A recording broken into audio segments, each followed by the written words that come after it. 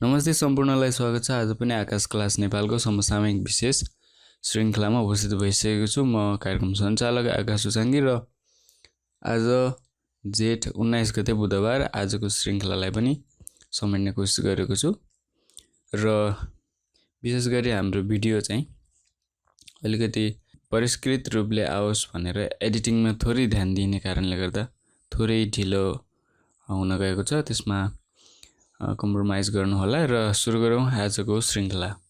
1. हरित विकास र विश्वव्यापी लक्ष्य 2030 का लागि साझेदारी P4G सियोल शिखर सम्मेलन कहिले सम्पन्न भयो? सन् 2021 मे 30-31।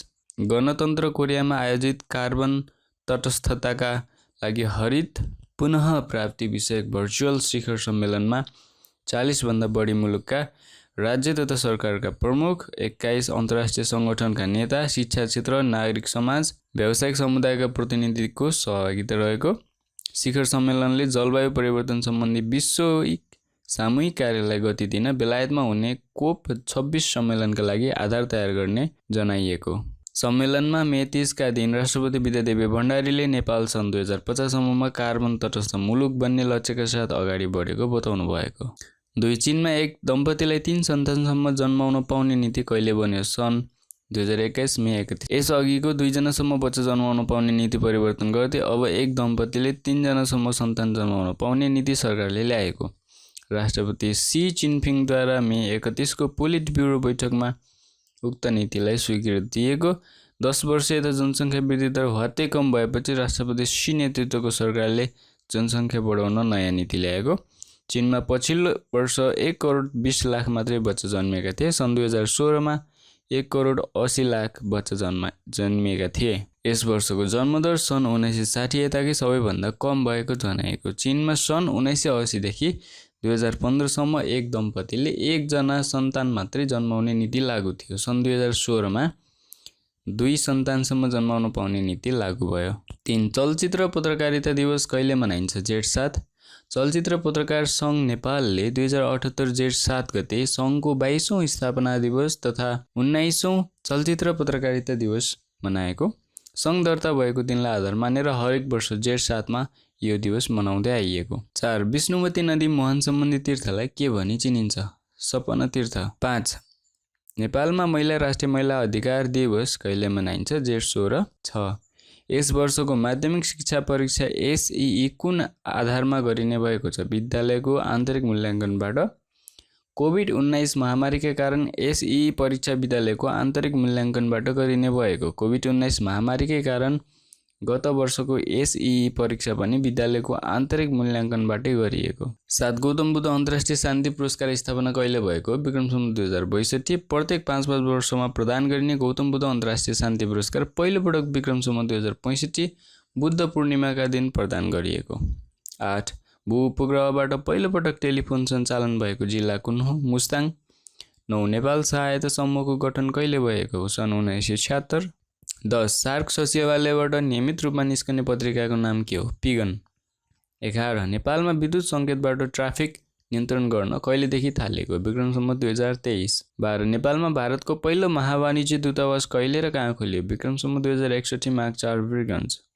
13. नेपालमा गणतन्त्र दिवस कहिले मनाइन्छ? जेठ 15। संविधान सभाको पहिलो बैठकले 65 जेठ 15 गते नेपाललाई सङ्घीय लोकतान्त्रिक गणतन्त्र घोषणा गरेको दिनको स्मरण हरेक वर्ष गणतन्त्र दिवस मनाउँदै आइएको। 14. राष्ट्रपति विद्यादेवी भण्डारीद्वारा बङ्गलादेशको राजकीय भ्रमण कहिले भएको हो? विक्रम सम्वत 77 चैत 9-10। सन् 2021 मार्च 22-23।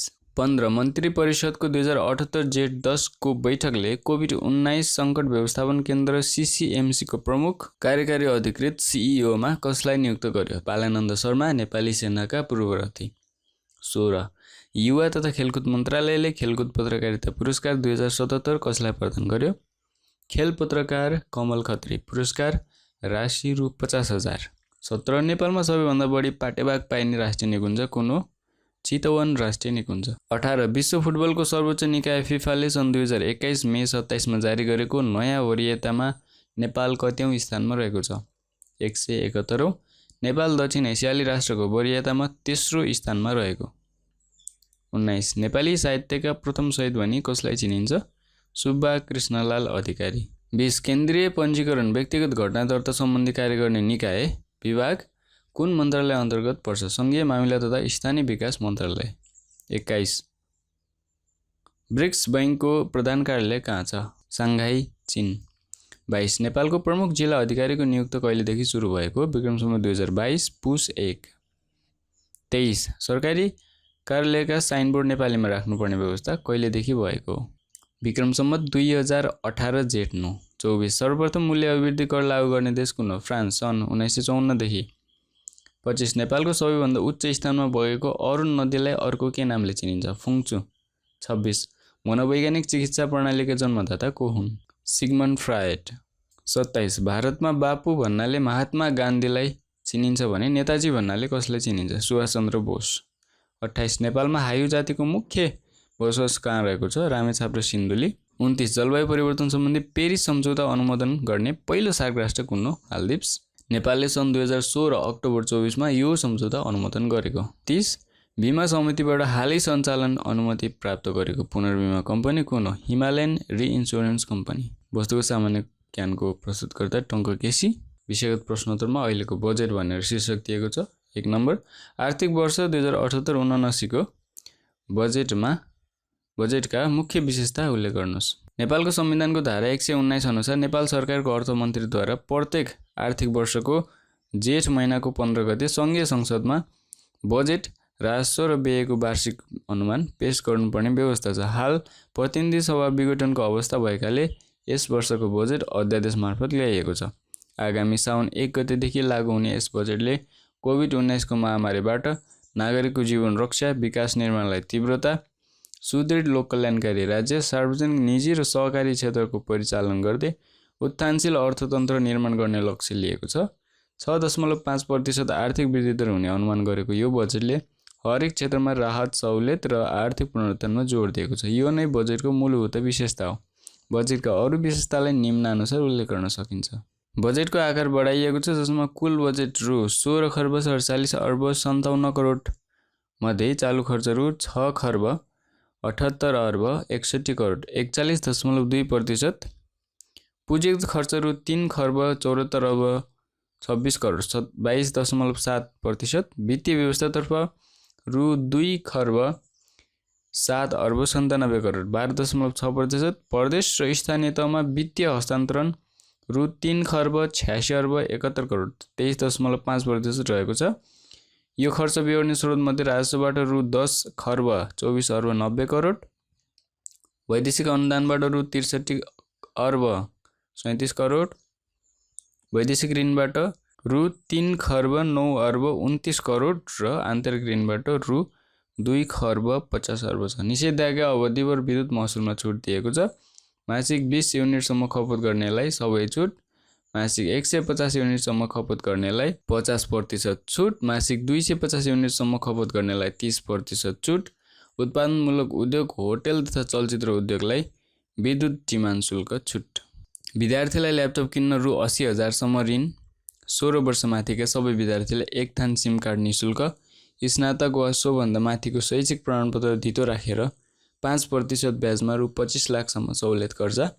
सामाजिक सुरक्षा कोषमा आबद्ध श्रमिक तथा रोजगारदाताले जम्मा गर्नुपर्ने 2078 जेठ र असारको योगदान रकम नेपाल सरकारले बेहोर्ने, आन्तरिक पर्यटनलाई प्रवर्धन गर्न निजामती, सार्वजनिक संस्थान र प्रतिष्ठानका कर्मचारीलाई 10 दिनको पारिश्रमिक बराबरको रकमसहित पर्यटन काजको व्यवस्था। नेपाल भ्रमण गर्ने विदेशी पर्यटकलाई 1 महिनाको निःशुल्क पर्यटकीय भिसा, बेरोजगार व्यक्तिलाई न्यूनतम 100 दिनको रोजगारी सुनिश्चित, प्रधानमन्त्री रोजगार कार्यक्रमबाट आगामी वर्ष 2 लाख रोजगारी सृजना गर्न 12 अर्ब विनियोजन, व्यवसाय सम्बन्धी सिप विकास तालिम थप 1 लाख व्यक्तिलाई प्रदान गर्न 40 करोड विनियोजन, सामाजिक सुरक्षा भत्तामा 33% वृद्धि गरी ज्येष्ठ नागरिकको मासिक भत्ता अब रु 4,000, कृषिमा आत्मनिर्भरताको अभियान 2 वर्षदेखि दुध र तरकारी, 3 वर्षभित्र गहुँ, मकै, कोदो, फापर र 5 वर्षभित्र चामलमा आत्मनिर्भर हुने, गरिबलाई राज्य सुविधा परिचय पत्र वितरण, गरिबी निवारण कोष खारेज,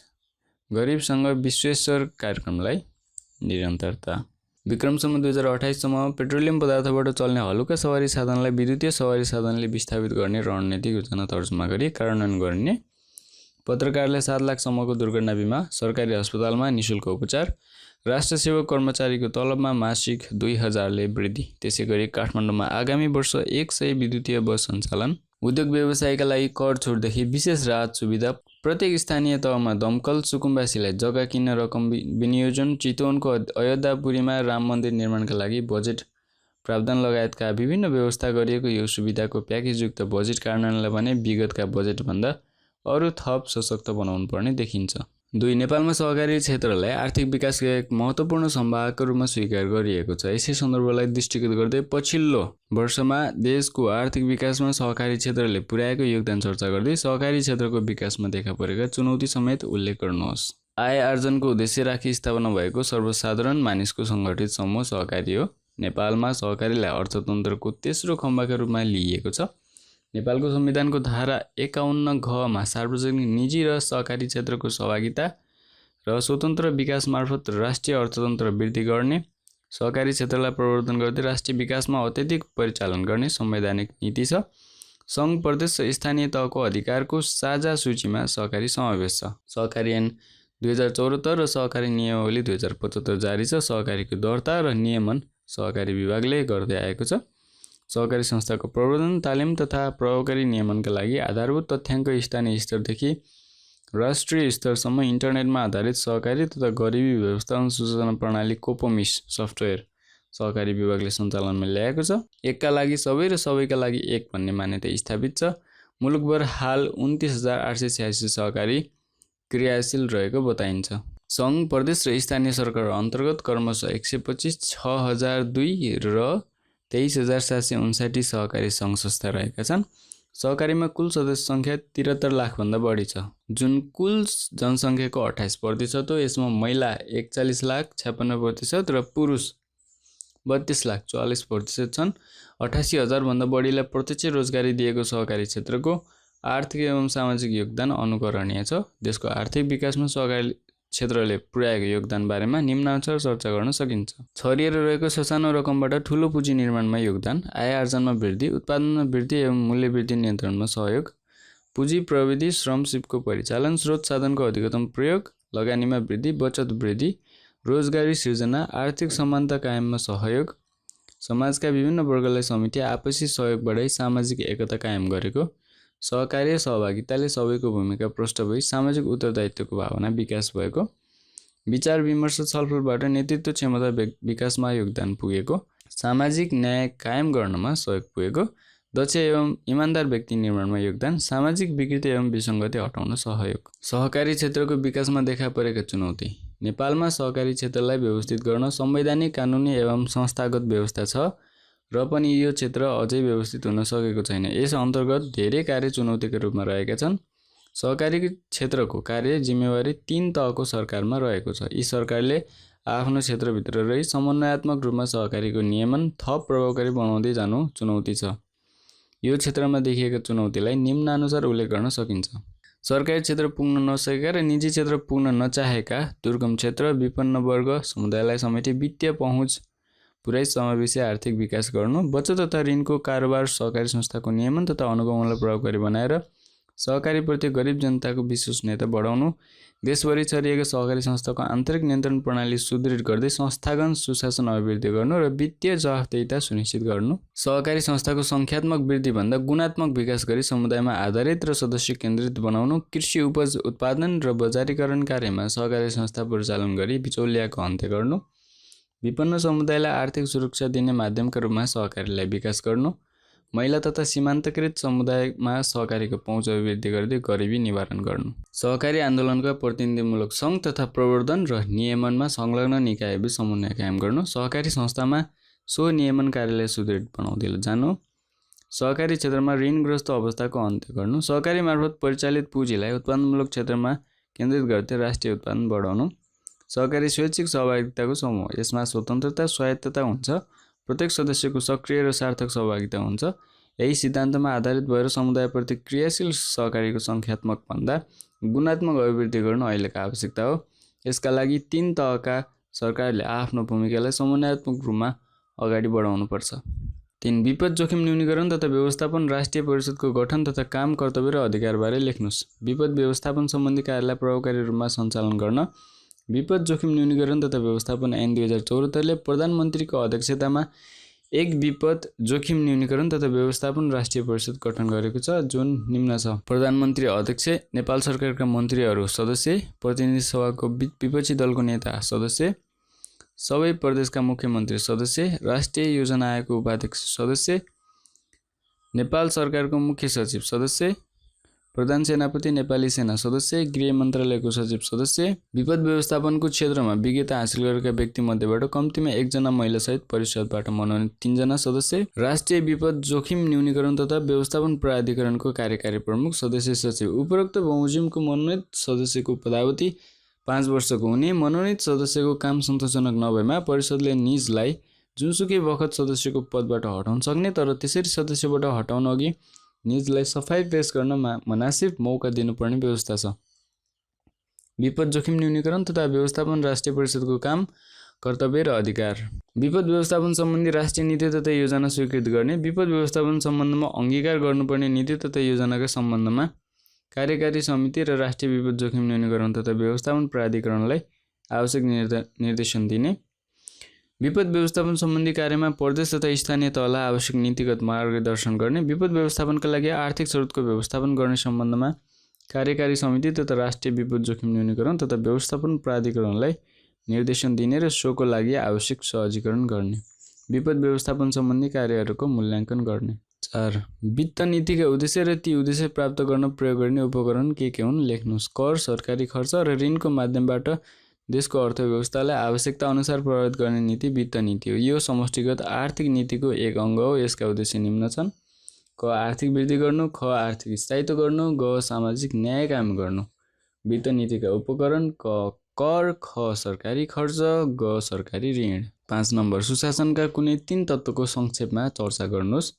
राज्य प्रणालीलाई सुदृढ गरी समग्र सेवा प्रवाहलाई जनमुखी बनाउने कार्य सुशासन हो। यसले राज्यको शासन व्यवस्था भ्रष्टाचार मुक्त एवं ढिलासुस्ती मुक्त भई सबै नागरिकले मन पराउने असल हुनुपर्छ भन्ने मान्यता राख्छ। यो एक बहुआयामिक विषय हो, त्यसैले यसका तत्त्व धेरै हुन्छन्। तीमध्ये कुनै 3 तत्त्वहरूलाई निम्नानुसार चर्चा गर्न सकिन्छ। क. पारदर्शिता, सरकारका सबै अङ्ग र त्यसका सम्पूर्ण क्रियाकलापमा सरकारवाला नागरिकको सहजै पहुँच हुनुपर्छ। नागरिकले त्यसबारेमा सजिलै सूचना प्राप्त गर्न पाउनुपर्छ।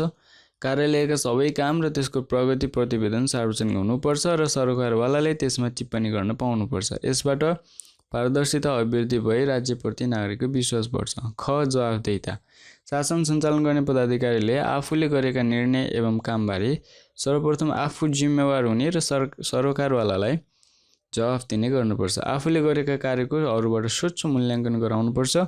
सरकारवालालाई जवाफ दिने गरी कार्य सम्पादन गर्नुपर्छ। ग. सहभागिता, राज्य प्रणालीका हरेक अङ्गमा सरकारवाला नागरिकको सहभागिता हुनुपर्छ। नीति निर्माणदेखि कार्यान्वयन, अनुगमन र मूल्याङ्कनका हरेक चरणबाट सहभागिता प्रवर्धन गर्नुपर्छ। यसले शासनमा वैधता अपनत्व बढाउँछ। यसबाट देश हाम्रो हो र हामी सबै मिलेर विकास गर्नुपर्छ भन्ने मान्यता नागरिकमा जागृत हुन्छ। यस विषयगत सामान्य ज्ञानको प्रस्तुतकर्ता हुनुहुन्थ्यो हेमचन्द्र शर्मा। र यससँगै आजको समसामयिक श्रृङ्खलाबाट म आकाश सुजाङ्गी पनि बिदा हुन चाहन्छु र अर्को श्रृङ्खलामा पुनः भेट्ने बाचा गर्न चाहन्छु। हस्त, नमस्ते, जय नेपाल।